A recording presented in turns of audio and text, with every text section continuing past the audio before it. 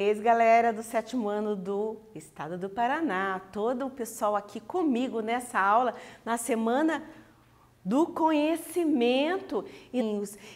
Na aula de hoje nós vamos retomar algumas atividades e agregar mais conhecimento e coisas novas, ok? Antes de iniciar a aula, vocês marcam a presença de vocês aí no Classroom, ok? Faça uma atividade obrigatória e marque as demais atividades, combina com o seu professor para entregar. E aproveite muito, muito mesmo a aula de hoje, que está muito top. É a temática que vocês adoram e é claro, né? Essa aula não é chata, essa aula é maravilhosa. Eu convido você para estar comigo, ficar atento durante essa aula. Fica comigo até o final, tá? Não sai, não disperse a atenção de vocês, porque essa aula nós preparamos com muito carinho somente para você, aluno que está aí do outro lado da telinha. Vamos lá? Bora aos objetivos da nossa aula.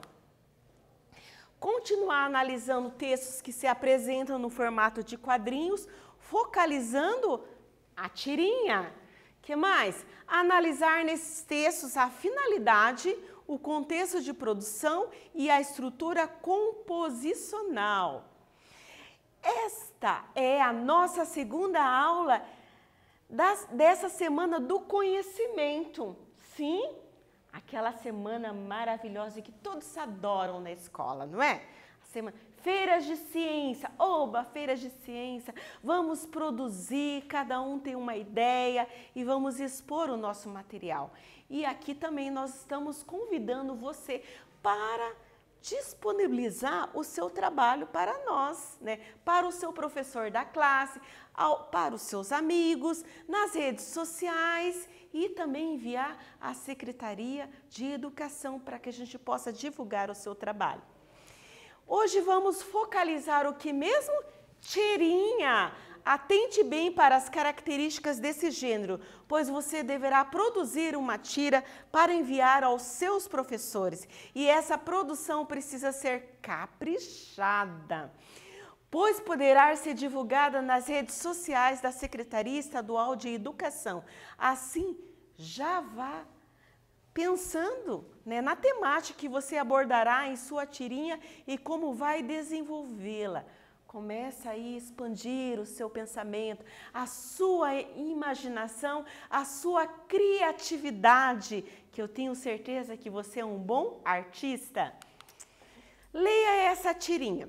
Então vamos aqui retomar uma produção, um trabalho do Fúvio, né, Pacheco, aquele carinha lá que nós vimos no vídeo, que faz um trabalho maravilhoso.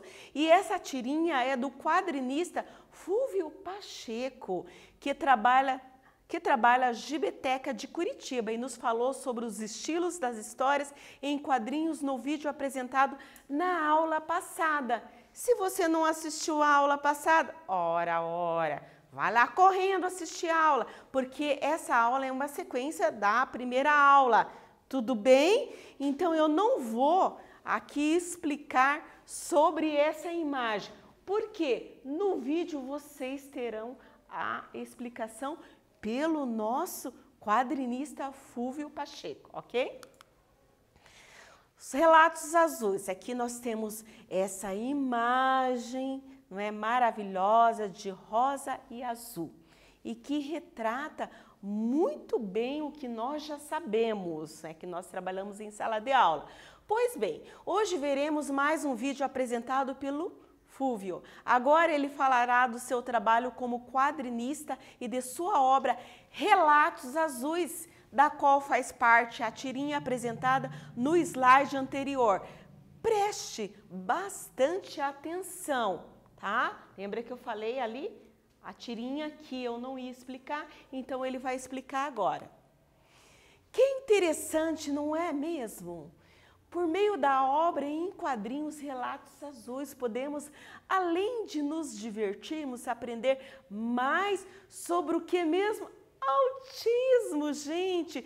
Saiba mais aqui, vocês podem acessar aqui, né, o blog dele e vocês podem curtir e conhecer mais sobre o trabalho desse quadrinista que é muito legal, muito expansivo mesmo, vale muito a pena. Eu acessei, eu assisti os vídeos, eu acessei lá o blog dele, o trabalho dele é espetacular. E vamos ao vídeo? Vamos assistir esse vídeo. Então, meu nome é Fulvio Pacheco, sou coordenador da Gibiteca de Curitiba e sou quadrinista, né? Há aproximadamente 20 anos eu comecei a fazer quadrinho, né? Atualmente eu participei de 42 publicações, algumas coletâneas, como por exemplo a Bocas Malditas, né? Em que eu fiz uma história aqui da Loira Fantasma de Curitiba, que é minha principal personagem, e algumas publicações individuais minhas, como por exemplo a Relatos Azuis, né? Falando em Relatos Azuis foi a publicação que eu fiz que mais fez sucesso, né? É uma publicação biográfica em que eu conto a história, como que eu descobri que meu filho tem autismo e até eu tenho um grau leve de autismo, né? Então eu conto todo esse processo, como que aconteceu aqui nessa revista. É uma revista que repercutiu no Brasil inteiro, eu praticamente fui lançar ela em todo o Brasil, fui em programa de televisão e tal, falar sobre ela, né? Mas por causa dessa questão social.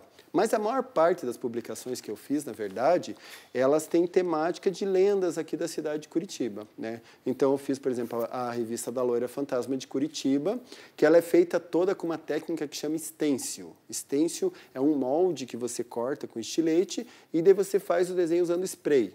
Mais ou menos assim, com a edição dos textos, das imagens.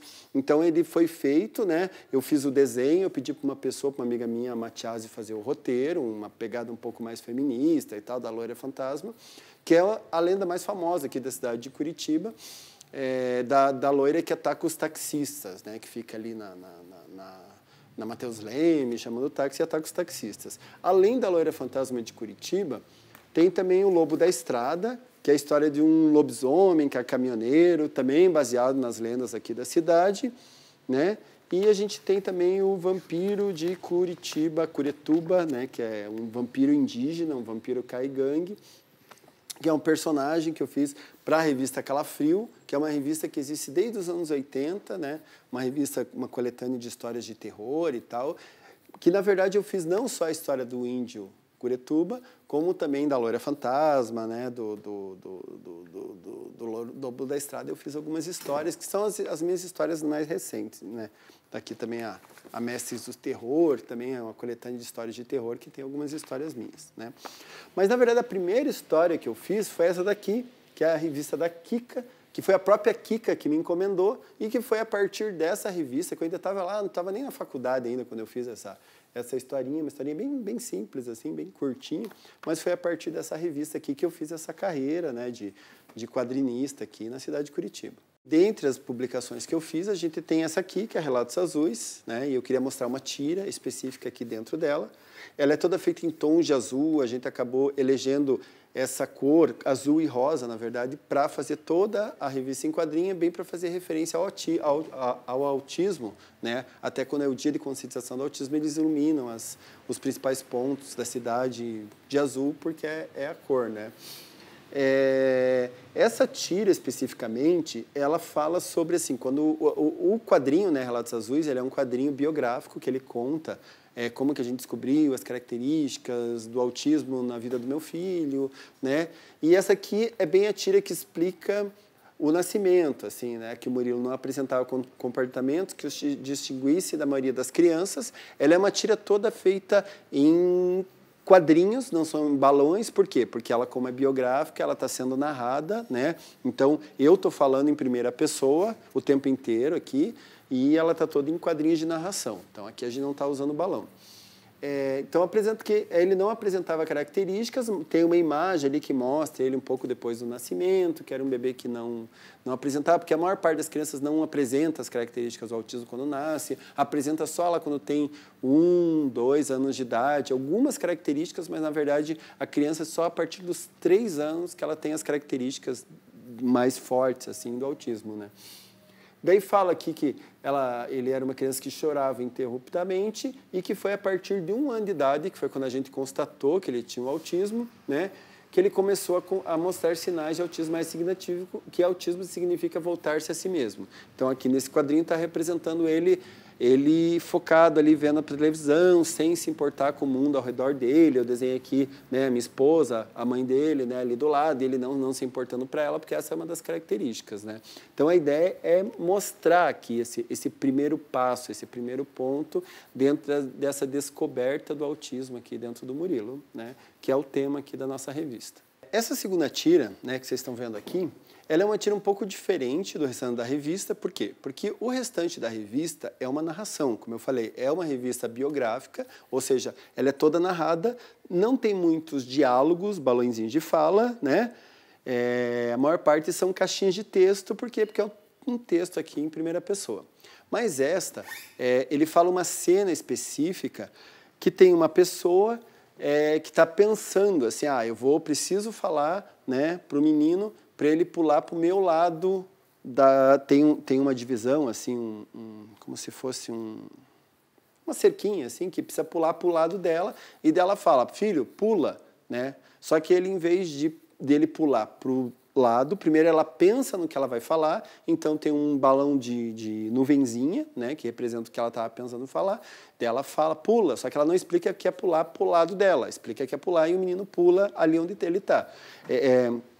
Para dar uma ênfase ali um pouco maior em relação ao pulo dele, né, eu fiz um quadrinho um pouco vazado, as pernas dele saem para fora do quadro, né, a gente chama de vazar quando a gente faz isso, para dar uma ênfase um pouco maior e mostrar desse equívoco ali, que ela pensou uma coisa, falou, só que ele, por interpretar muito literalmente, que é uma característica do menino autista, da criança autista, ele pula ali no próprio lugar que ele está e não pula, que é o que ela queria que ele fizesse.